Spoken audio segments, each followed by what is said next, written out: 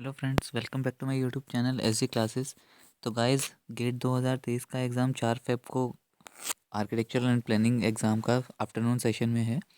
तो गेट 2022 के आज हम क्वेश्चंस को डिस्कस करेंगे जो 2022 क्वेश्चन आर्किटेक्चर में आए थे। तो आज की इस वीडियो में हम जनरल एप्टीट्यूड कवर करेंगे जो 15 मार्क्स का कंपलसरी होता है एंड कॉमन फॉर ऑल होता है। ये क्वेश्चन जिसमें 5 क्वेश्चन होते हैं 1 मार्क्स के एंड 5 क्वेश्चन होते हैं 2 मार्क्स के। तो टोटल 10 क्वेश्चन होते हैं 15 मार्क्स का जनरल एप्टीट्यूड। तो चलिए आज की वीडियो स्टार्ट करते हैं। वीडियो स्टार्ट करने से पहले आप सभी से मेरी रिक्वेस्ट है कि प्लीज़ चैनल को लाइक, सब्सक्राइब एंड कमेंट ज़रूर करें, और ताकि आपकी नेक्स्ट वीडियोस का नोटिफिकेशन आपको मिल जाए। और अगर आपकी कोई क्वेरीज़ हैं तो प्लीज़ कमेंट कीजिए।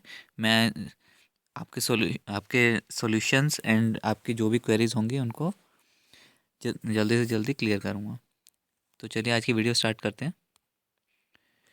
तो गाइज़, ये लास्ट ईयर का क्वेश्चन पैटर्न था कि जिसमें 15 मार्क्स का आपका जनरल एप्टीट्यूड है जो 1 to 10 क्वेश्चन नंबर तक होता है। देन 11 से 28 आर्किटेक्चरल बेस्ड क्वेश्चन होते हैं। ये भी कॉमन होते हैं आर्किटेक्चर एंड प्लानिंग सब्जेक्ट्स के लिए, जो कि 1 मार्क्स का होता है। तो 18 मार्क्स आपके 1 मार्क्स क्वेश्चन होते हैं and 29 to 49 which is 21 question of 2 marks. So 42 marks का आपका 2 मार्क्स क्वेश्चन होता है जो कॉमन होते हैं दोनों सब्जेक्ट्स के लिए। देन उसके बाद आपके पार्ट बी आ जाता है जिसमें 16 क्वेश्चन होते हैं जो आर्किटेक्चरल बेस्ड होते हैं विच इज़ 50 to 65 अगर आपको आर्किटेक्चरल सब्जेक्ट चूज़ करना है, या फिर 66 to 80 जो कि आपको प्लानिंग सब्जेक्ट के लिए होता है। तो आपको दोनों में से कोई भी एक सेक्शन पार्ट बी में से सिलेक्ट करके आपको सोल्व करना होता है। तो चलिए आज के क्वेश्चन देखते हैं general aptitude. First question is, after playing dash hours of tennis I am feeling dash tired to walk back. तो गाइज यहाँ पे दो चीज़ें दी हुई हैं, TOO एंड TWO।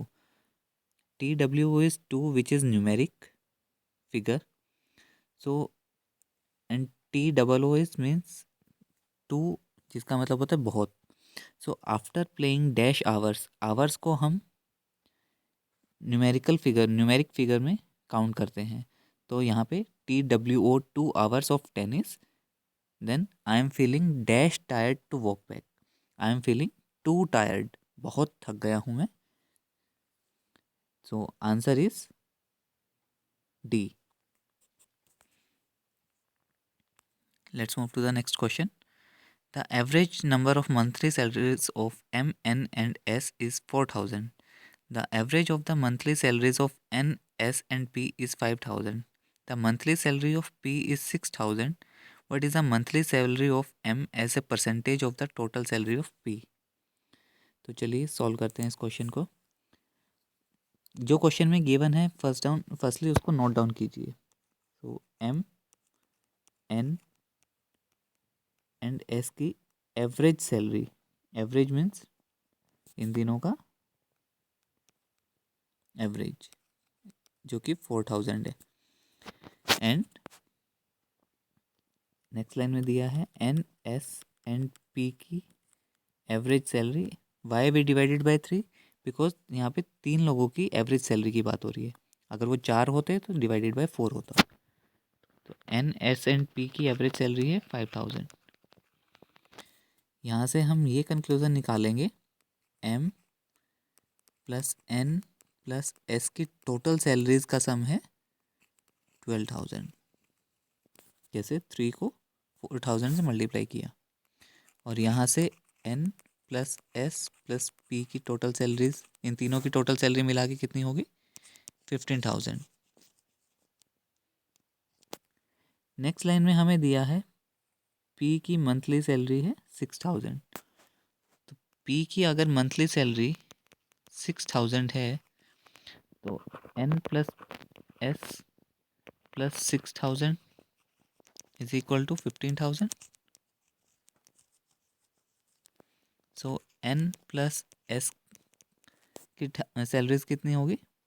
9,000। 9,000 कैसे? 15,000 minus 6,000। So N plus S की मंथली सैलरी 9,000 है। इसको आप फर्स्ट इक्वेशन में पुट कीजिए। So m plus n plus s is equal to 12,000। n plus s आपके पास m plus 9,000, n plus s is 9,000 हमने कैलकुलेट किया है, इज इक्वल टू 12,000। यहाँ से m की मंथली सैलरी आ गई 3,000। अभी क्वेश्चन में लास्ट में दोबारा से रीड करना, what is the monthly salary of m as a percentage of the monthly salary of p। तो यहाँ पे पूछा है m की monthly salary with respect to p का परसेंटेज है तो मल्टीप्लाई बाय 100। सो m की मंथली सैलरी इज़ 3,000, मैं यहाँ पे लिख रहा हूँ, स्पेस नहीं है। 3,000 डिवाइडेड बाय p की मंथली सैलरी है 6,000 multiply by 100। So 1/2 which is 50%। So answer is a. I hope सबको समझ आया होगा। तो चलिए नेक्स्ट क्वेश्चन पे मूव करते हैं।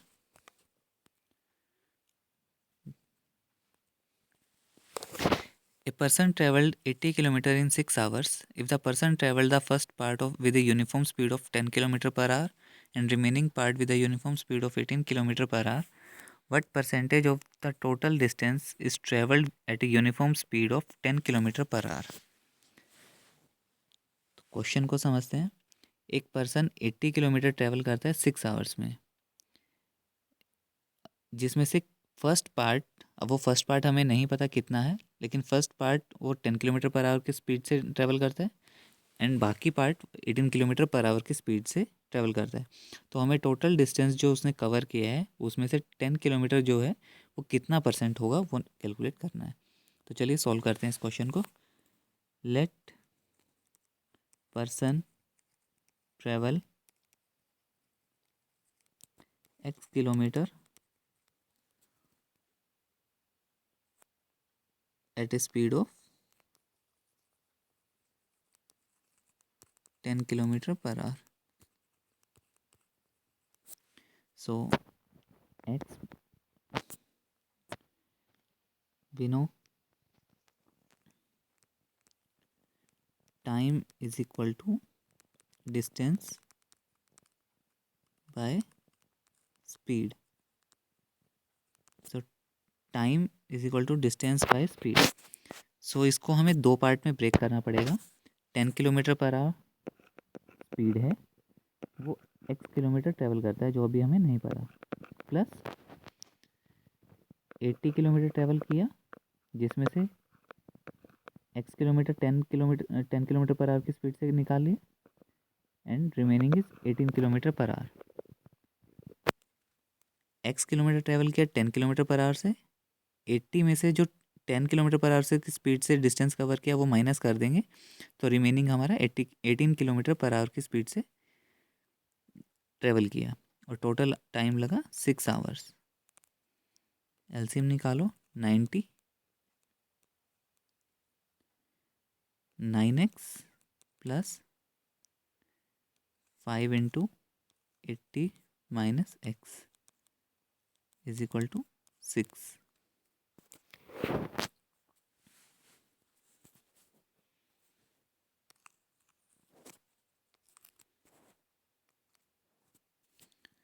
So 9x plus 400 minus 5x is equal to 540. 9x minus 5x is equal to 4x and 400 को हम वहाँ 540 minus 400,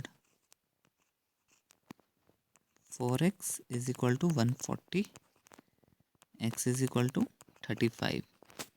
सो 10 किलोमीटर की स्पीड से 35 किलोमीटर ट्रैवल किया उन्होंने एंड 18 किलोमीटर पर आवर की स्पीड से 80 minus 35 which is 45 kilometre travel किया। अभी हमें निकालना है total distance, what percentage of total distance is traveled at a uniform speed of 10 kilometer per hour.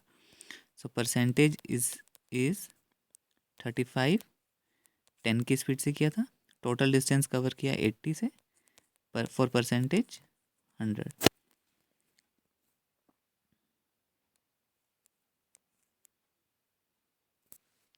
It comes to be 43.75. So answer is C here. Let's move to the next question.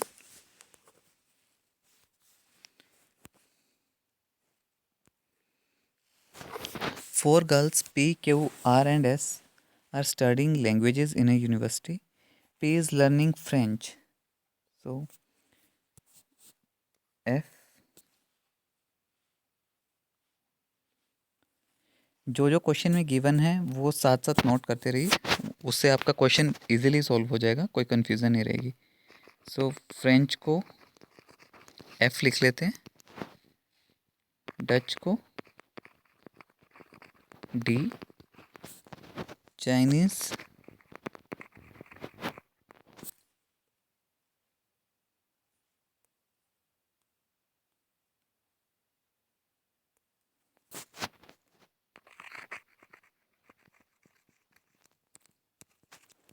को C, Japanese को D,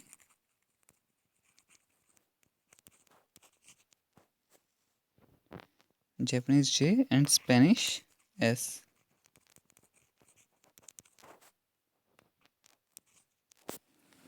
सो जो P student है वो learn करता है French and Dutch, F plus D।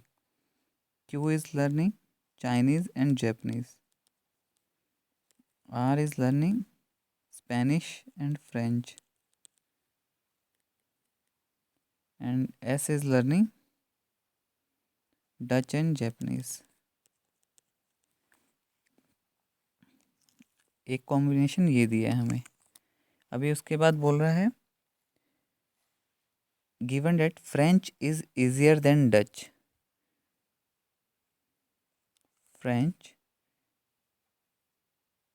हम सबसे easy वाला ऊपर रखते हैं और हार्ड वाला सब्जेक्ट नीचे रखेंगे। French is easier than Dutch, F is easier than Dutch. Chinese is harder than Japanese. So अभी हमें ये नहीं पता कि वो चाइनीज़ फ्रेंच से इजी है या नहीं, but Chinese is harder than Japanese, हम सेपरेट लिख लेते हैं। Dutch is easier than Japanese, तो Dutch is easier than Japanese, तो जैपनीज़ यहाँ आ जाएगा और चाइनीज़ यहाँ आ जाएगा, because Chinese is harder than Japanese and Japanese is harder than Dutch and Dutch is harder than French. तो अभी क्वेश्चन के अकॉर्डिंग यहाँ तक हम पहुँच गए। And Spanish is easier then French, तो इजी है तो टॉप में आ जाएगा, अभी फ्रेंच फर्स्ट पे था अभी तक। तो ये सीक्वेंस रहा, हार्डेस्ट सब्जेक्ट सी है एंड इजीएस्ट एस है। अभी पूछा क्या क्वेश्चन में, based on the above information which girl is learning the most difficult pair of languages. So सबसे डिफिकल्ट लैंग्वेजेस का pair J and C, Japanese and Chinese. Japanese and Chinese is learn by Q, so answer is Q. Let's move to the next question. A block is trapezoidal, cross section is placed over a block which with rectangular cross section as shown above. Which one of the following is the correct drawing of the view of the 3D object as viewed in the direction indicated by an arrow? तो आपको इस image में जहाँ से direction दिखाया हुआ है arrow से, वहाँ से व्यू बताना है कैसा होगा। सबसे पहली बात, एक सरफेस सी ए है, अगर आप यहाँ से देखोगे, और एक सरफेस सी ए है, उसके अलावा कोई सरफेस नहीं है, एंड ये दोनों में लेवल डिफरेंस है, तो लास्ट वाला तो पॉइंट ही कट हो गया। ठीक है, अभी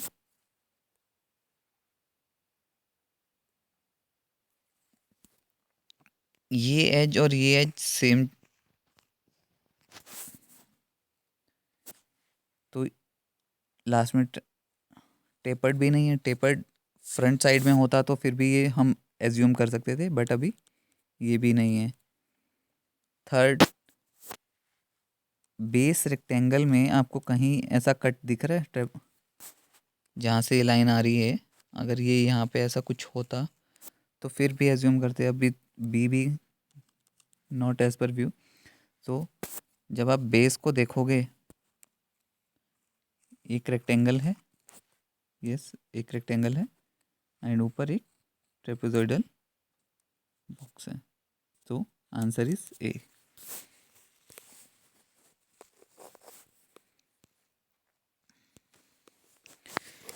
ये एक थ्योरेटिकल बेस्ड क्वेश्चन है जिसमें कंक्लूजन्स, एक रेफरेंस, लॉजिकल रेफरेंस इंटरफेरेंस निकाला है। So humans are naturally compassionate and honest. In a study using strategically placed wallets that appear lost, it was found that wallets with money are more likely to be returned than wallets without money. Question में बोला है कि जो wallets पैसों के साथ गुम होते हैं वो ज़्यादा रिटर्न किए जाते हैं एज़ कम्पेयर टू जिनमें पैसे नहीं होते, जिन वॉलेट्स में पैसे नहीं होते, अगर हम इन दो चीज़ को कंपेयर करें। Similarly wallets that had a key and money are more likely to be returned than wallets with the same amount of money alone. एक वॉलेट में 500 रुपये हैं और उसके साथ में एक चाबी है, वो ज़्यादा रिटर्न किए जाते हैं ऐसे वॉलेट्स इंस्टेड ऑफ जिसमें सिर्फ 500 रुपये हों, मतलब चाबी प्लस पैसे हों जिस वॉलेट्स में, वो ज़्यादा रिटर्न किए जाते हैं विद कंपेयर टू जिन वॉलेट्स में सिर्फ पैसे हों। So this suggest that the primary reason for the behaviour is compassion and empathy. Compassion and empathy की वजह से मोर रीजंस बिहेवियर में ऑब्जर्व किए जाते हैं। Which one of the following is the correct logical inference based on the information in the above passage. तो हमें इन चारों ऑप्शंस में से बताना है कि अबव पैसेज के बेस पे कौन सा इन्फरेंस मोस्ट लॉजिकल था। जो क्वेश्चन में गिवन है सिर्फ उसको ही कंसिडर कीजिए ऐसे क्वेश्चंस में, अपने साइड से कोई एजम्पशंस मत लगा। So wallets with the key are more likely to be returned because people do not care about money. ऐसा कहीं नहीं लिखा कि लोग पैसों की चिंता नहीं करते, और ऐसा भी कहीं नहीं है कि सिर्फ की वाले वॉलेट्स ही रिटर्न किए जाते हैं। की विद मनी वॉलेट्स को ज़्यादा रिटर्न किया जाता है with compare to alone money जो वॉलेट्स होते हैं। तो first is incorrect. Wallets, B option है, wallets with a key are more likely to be return because people relate to suffering of others. जिन वॉलेट्स में की होती है वो ज़्यादा रिटर्न किए जाते हैं बिकॉज पीपल, जो लोग होते हैं जिनको मिलता है वो खुद से कोरिलेट कर लेते हैं इस वजह से। थर्ड है, wallets used in experiments are more likely to be return than wallets that are really lost. ऐसा भी कहीं नहीं मेंशन है। And fourth, money is always more important than keys. ये तो बिल्कुल ही गलत है बिकॉज की विद मनी वॉलेट्स को ज़्यादा रिटर्न किया जाता है, ऐसा पैसेज में आप पढ़ सकते हैं। सो इन चारों में से अभी तक बी ही ऐसा है जो हम अपने इन्फरेंस निकाल सकते हैं अब पैसेज के बेस पे, जो कि पीपल खुद से कोरिलेट करके की विद वॉलेट्स रिटर्न कर देते हैं। So answer is B. Next question, a rhombus is formed by joining the midpoints of the sides of a unit square. What is the diameter of the largest circle that can be inscribed within the rhombus? एक square है, उसके mid point से एक square और बना है,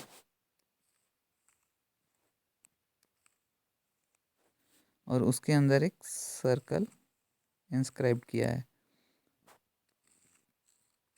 तो हमें डाया बताना है, largest dia of the circle, largest dia.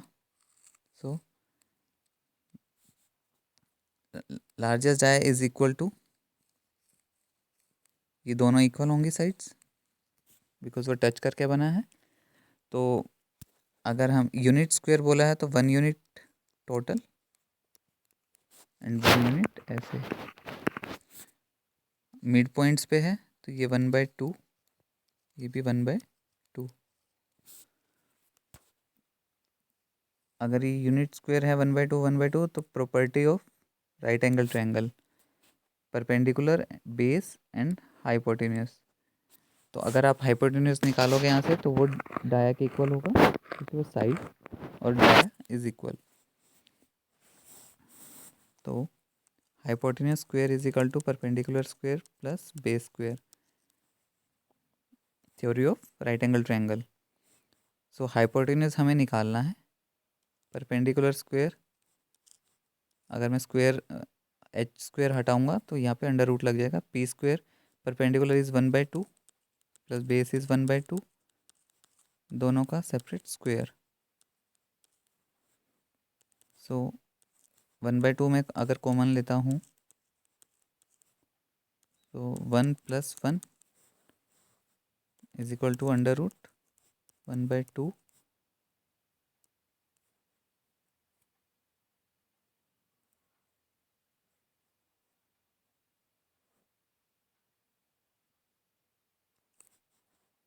Square common लिया था ना, तो 1/2 का स्क्वायर प्लस इंटू में 2,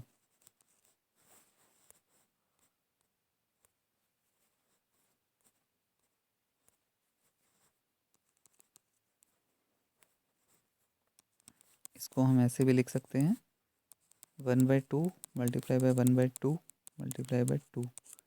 तो ये कैंसिल कर देंगे ईच अदर, अंडर रूट 1/2, और इसको ऐसे भी लिख सकते हैं 1/√2 का square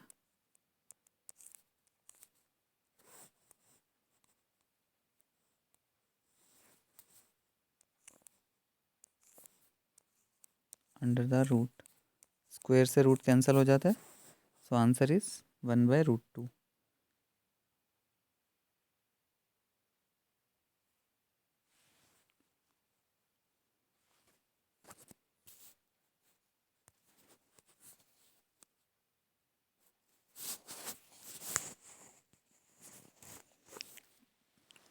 in an equilateral triangle a square and a circle, एक इक्विलेटरल ट्रायंगल है, एक स्क्वायर है और एक सर्कल है जिनके एरियाज इक्वल हैं। What is the ratio of perimeters of the equilateral triangle to the square of the circle.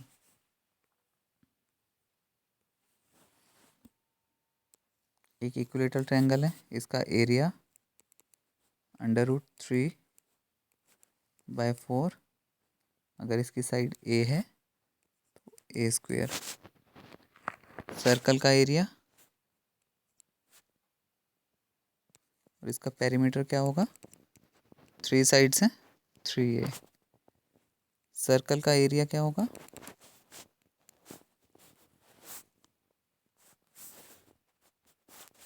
And perimeter similarly square का area and perimeter.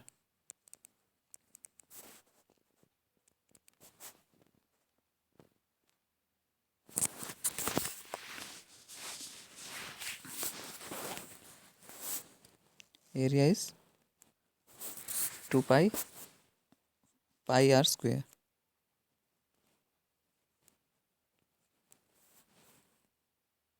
and perimeter is 2 pi r.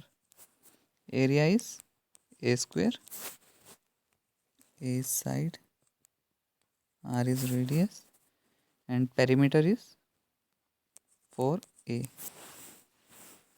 तो ये आपको याद रखना है फॉर्मूलेस। तो यहाँ पे आपको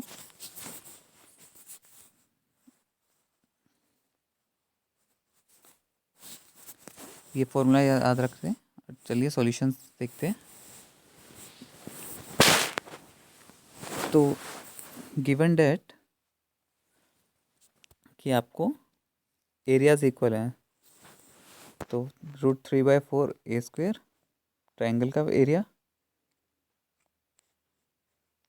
स्क्वायर का area and pi r square circle का एरिया। तो यहाँ से इन सबको आपको एक कॉमन के इक्वल रख लीजिए, के एज्यूम कर लीजिए कि ये तीनों मिलके एक के इक्वल है।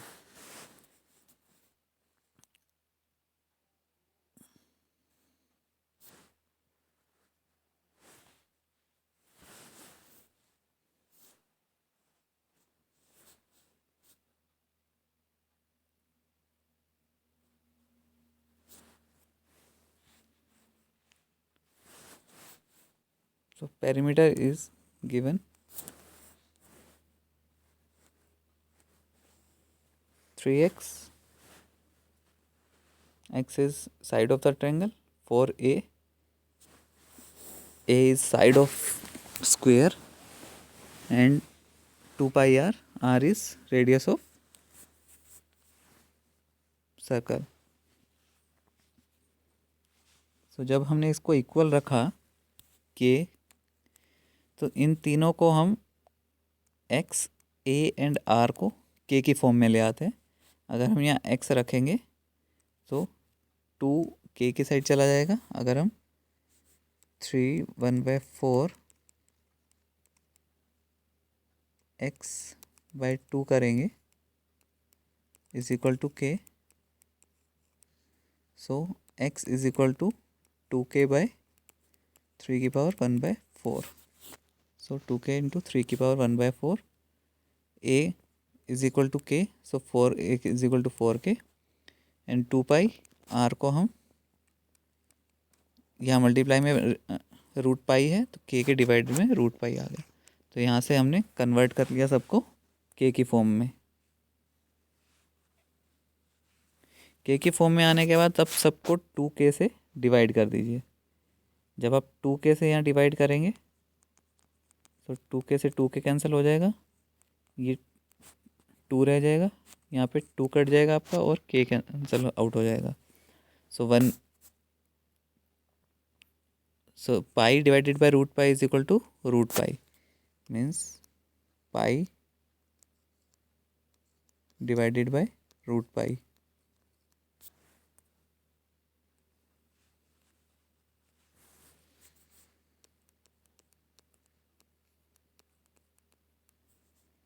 सो रूट पाई इंटू में रूट पाई. पाई को हम root pi into root pi लिख सकते हैं ना, तो वो दोनों आपस में कैंसल आउट हो जाएंगे. तो एक ऊपर रूट पाई रह जाएगा. तो यहाँ पे रूट पाई उस रीज़न से आया है. सो 3 की पावर को हम नॉर्मल 3 को ऐसे भी लिख सकते हैं ना, 4 डिवाइडेड बाय 4 पावर को, क्योंकि नीचे वाली पावर 1/4 में है. डिवाइडेड बाय 3 की पावर 1/4. ऐसे सिचुएशन में क्या करते हैं, 3 कॉमन रखते हैं, 4/4 माइनस डिनोमिनेटर में जो पावर है वो रह जाती है. सो 4 माइनस 1 3. अगर आप एलसीएम लेंगे तो नीचे 4 माइनस 1 3 की power which comes to be 3 की पावर 3/4. तो ये यहाँ पे ऐसे सॉल्व हुआ. Then 2 and root pi. 3 की पावर 3/4 को इन्होंने √3 अंडर √3. सॉरी, ये रेशियो कन्वर्ट किया तो आंसर यहाँ से बी आया. Let's move to the next question.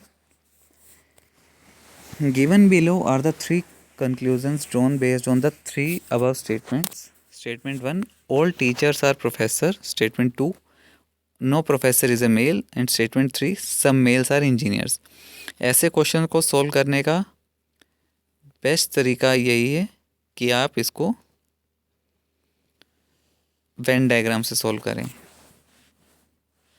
यहाँ पे ये दूसरे क्वेश्चन का मटेरियल यहीं पे रह गया प्रीवियस क्वेश्चन का, तो उसको आप इग्नोर करें. ऑल स्टेटमेंट 1 है, ऑल टीचर्स आर प्रोफेसर. अगर ये सब टीचर्स हैं, ऑल टीचर्स आर प्रोफेसर्स, आप वेन डायग्राम से सोल्व करें इसको. No professor is a male. कोई भी मेल प्रोफेसर नहीं है तो उसको separate. Some males are engineers. Some males are engineers. सब मेल्स आर इंजीनियर, इसका मतलब इंजीनियर्स और प्रोफेसर का या टीचर्स का कोई रिलेशन नहीं दिखाया है अभी. वो हो भी सकता है और नहीं भी, बट क्वेश्चन में ऐसा कुछ नहीं बोला है, तो अभी हम इसको सेपरेट ही बनाएंगे. सम मेल्स आर इंजीनियर्स. तो कंक्लूजन क्या है, no engineer is a professor. ऐसा क्वेश्चन में कहीं दिया नहीं है. ये ऐसा भी हो सकता था अगर इंजीनियर यहाँ होता,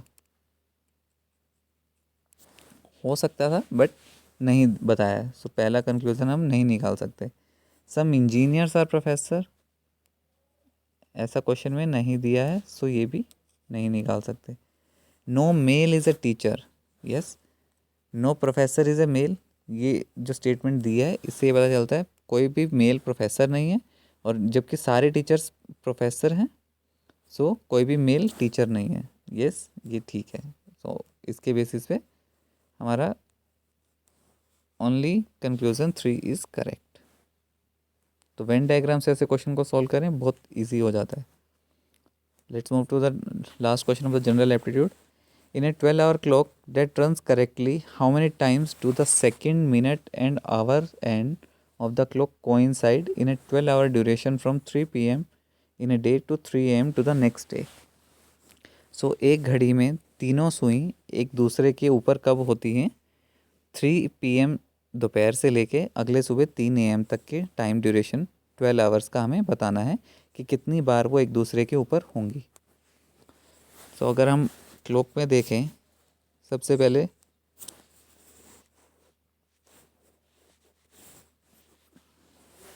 अगर टाइम 3 p.m. बोला है उन्होंने, 3 p.m. से स्टार्ट करते हैं।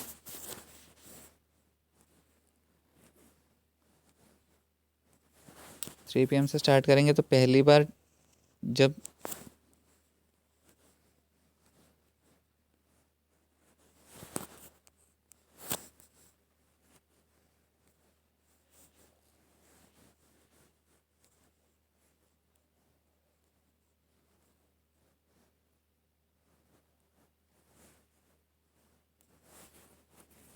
टाइम दोनों सुई 3 पे होंगी, नेक्स्ट 4 पे होंगी, देन 5 पे, देन 6 पे,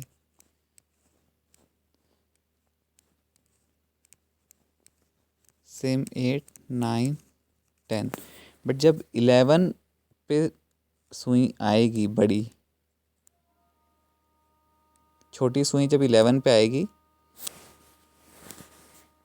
तो वो 11:55 को हम कैसे डिनोट करेंगे?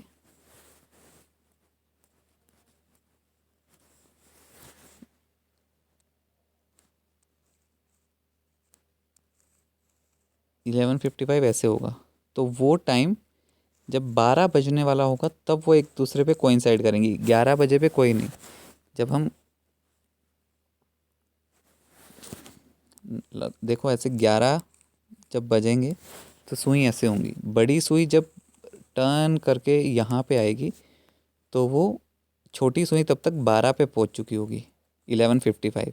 तो ये 11 पे कोई मीट नहीं करेंगे, 12 पे आके दोनों सुई, तीनों सुई कोइंसाइड करेंगी, तो 11 पे कोई नहीं होगा। हमने 3 से स्टार्ट किया था, 3:15 पे, 4:16 पे, 5 6 7 8 9 10 पे कोइंसाइड की थी, 11th पे नहीं कर रही है, 12th पे कोइंसाइड कर रही है, देन सेम 1 5 पे कोइंसाइड करेगी एंड 2 10 पे। तो total 1 2 3 4 5 6 7 8 9 10 11। So 11 is answer. But यहाँ पे गेट ने मार्क्स टू ऑल किया है। अब वो रीज़न मल्टीपल रीजन्स हो सकते हैं, but as per our calculation answer should be 11। I hope आप सबको वीडियो पसंद आया होगा। अगर आपकी कोई क्वेरीज हैं तो प्लीज़ वीडियो पे कमेंट कीजिए। Thank you.